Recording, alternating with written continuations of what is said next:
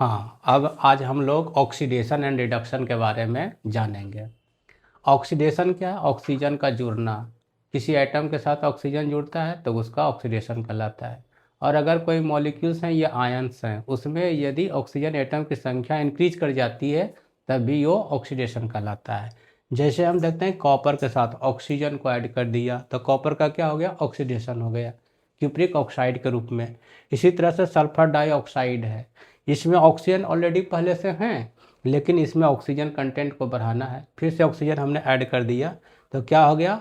Sulphur trioxide हो गया। तो सल्फर डाई का ऑक्सीडेशन हो गया। इसी तरह से हम कार्बन मोनोऑक्साइड को देख रहे हैं, इसमें ऑक्सीजन है, लेकिन इसमें और ऑक्सीजन को अगर हम बढ़ा देंगे तो ऑक्सीजन के साथ रिएक्शन कराना होगा। तो कार्बन मोनोऑक्साइड का रिएक्शन जब कार्बन डाइऑक्साइड के ऑक्सीजन के साथ करवाएंगे तो कार्बन डाइऑक्साइड बन गया। मतलब कार्बन मोनोऑक्साइड का हमने क्या करवा दिया? ऑक्सीडेशन करवाया।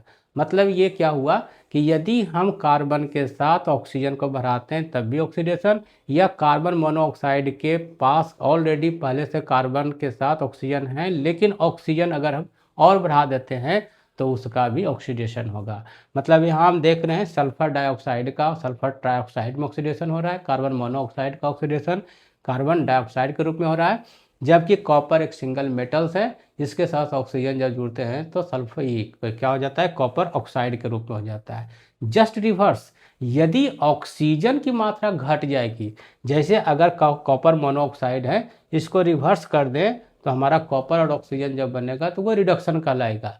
मतलब हम ऑक्सीजन अलग कर देंगे तो रिडक्शन, और ऑक्सीजन ऐड कर देंगे तो ऑक्सीडेशन कहलाएगा। ऑक्सीजन की मात्रा बढ़ जाएगी तो ऑक्सीडेशन, और ऑक्सीजन की मात्रा घट जाएगी तो रिडक्शन होगा।